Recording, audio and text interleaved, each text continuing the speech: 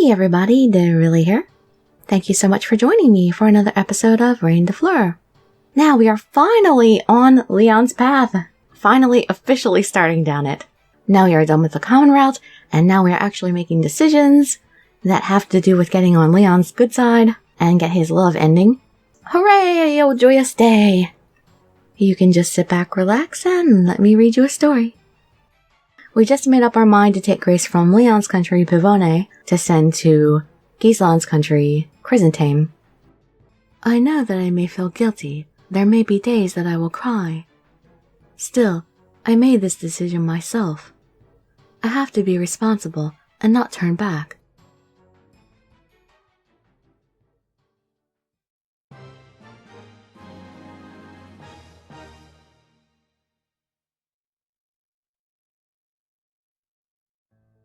The answer is clear.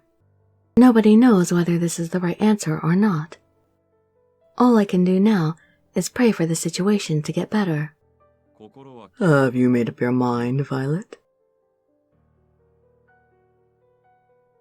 Hubert.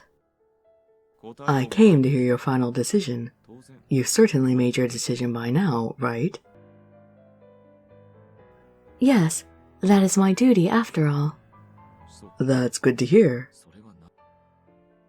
To be honest, I was worried that you wouldn't be able to make up your mind. However, my princess seems to be quite resolute already.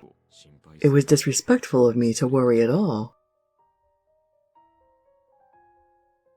It is unpleasant thinking about the country that will have to lose Grace. However, Hubert continues to speak with a satisfied expression on his face, despite my unease. Well, we should go ahead and strike while the iron is hot. Tomorrow, we will transfer Grace. I will notify the knights. This will be our first task as Reine. I am hoping that you will be able to complete it successfully, Princess. Hold on. I almost shouted him, but then I realized what I was about to do. I restrained myself and calmed my mind, which wants to just stop him and take everything back. I made my decision. I must stick to it. Haunting emotions flow down into my clenched fists. Then it peppers my mind with pain and sorrow.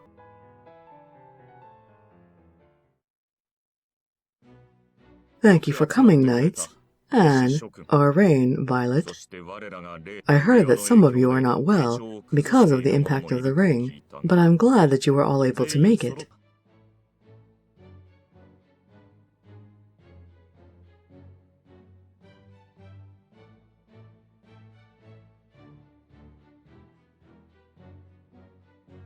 Hubert's attitude is the same as always, unlike the rest of us.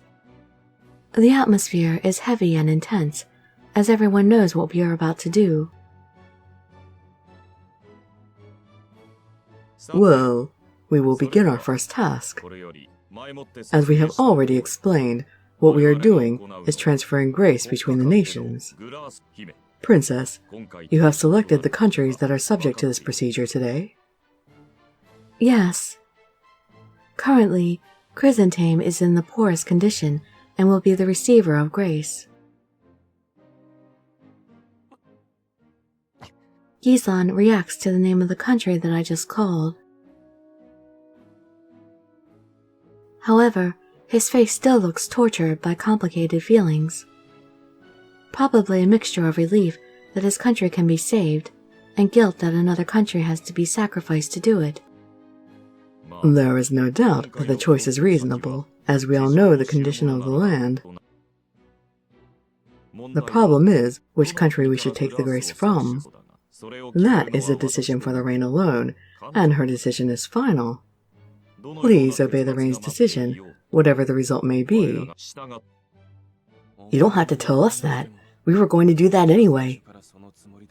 Same here. I believe in her.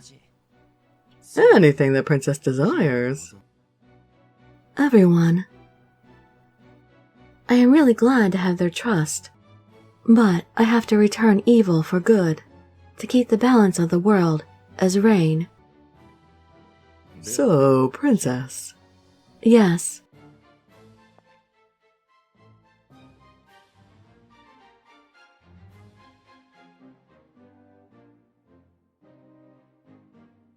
I respond to him in a small voice, then step forward and look into each face, one by one. I open my mouth and try to remain calm. This time we will supply grace to Chrysantheme from...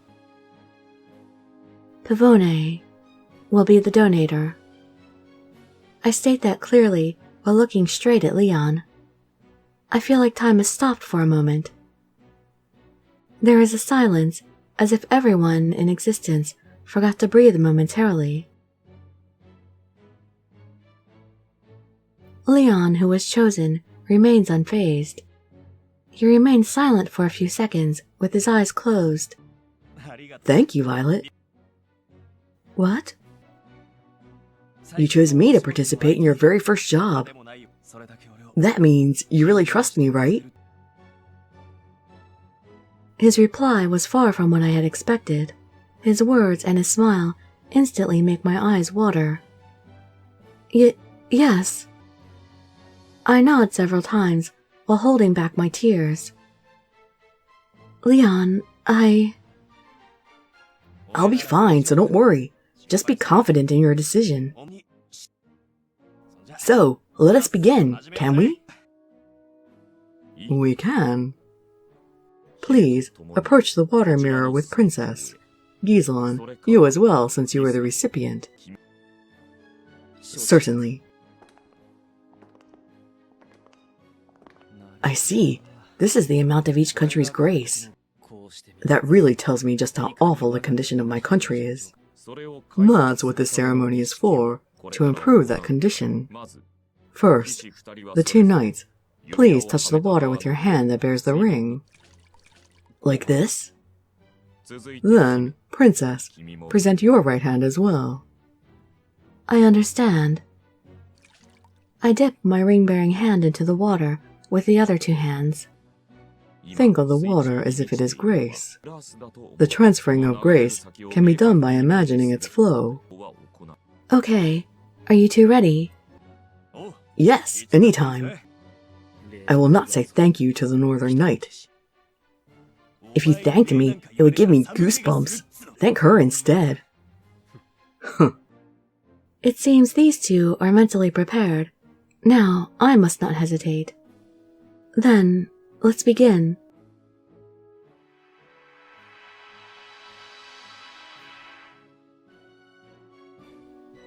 Did it work? It was only a few seconds in real time, but there was a clear change in the flowers that are reflected in the water mirror. The chrysanthemum and the peony.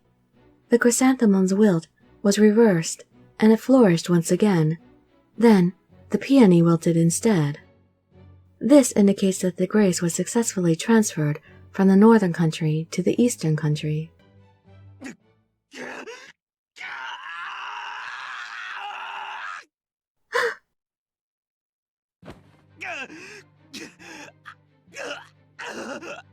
A sudden scream. When I turn around, there is Leon, suffering in great pain. Hey, what's wrong? My body. Leon! Seeing his suffering, I instinctively tried to run to him, but... Do not panic, Princess. Just watch him from there. Why? Leon is... He is just experiencing the effects of the transfer. This is the reality that you brought about. We don't even have the right to worry about him, as we were the ones who caused this. Shut up, Hubert. Don't say another word. Leon! She came to this decision after thinking it over and over. To blame her for this is unjustified. Leon, I'm fine. My physical strength is my only good point, so don't worry. That face of yours. Leon! It seems he has passed out from the pain. I will carry him to his mansion. I owe him that much. Gislon, we will help you too. It would be hard for you alone. We will support him from the back, so you can carry his shoulders. All right. Gislan lifted Leon, who had fallen to the ground. Then Louis and Orpheus moved in to help, while I could do nothing but watch them. And yet again, ending in the middle of a sentence. Though this time, it's actually literally in the middle of a sentence, because I think she's actually going to complete that sentence, not just leave it off there. Oh, poor Leon. And Hubert is such a jerk. Hubert is such a horrible, horrible, insensitive jerk. At least let Violet go to comfort Leon in his pain. Well, at least we completed the ceremony successfully, and Chrysantheme is saved for the meantime. But again, poor Leon. But he's such a darling that he, doesn't blame us. He's not mad at us or anything. He still loves us and trusts us and everything, and believes we did the right thing, did the best we could do. He's so sweet and understanding. I definitely can't wait to get farther along on his story. Alright, well, let me go ahead and give you the Japanese words for the day. Today we have hot and cold. Well, not really hot. Warm. Warm and cold. Warm is atatakai, and cold is samui. So warm, atatakai, and cold, samui. Alright, well, I hope to see you in my future videos, and I'd be so grateful for any likes, comments, subscriptions, or shares with your friends to show some support. Thank you so much for joining me, and I wish you all health, happiness, and safety. Dirili signing out. Bye-bye, everybody.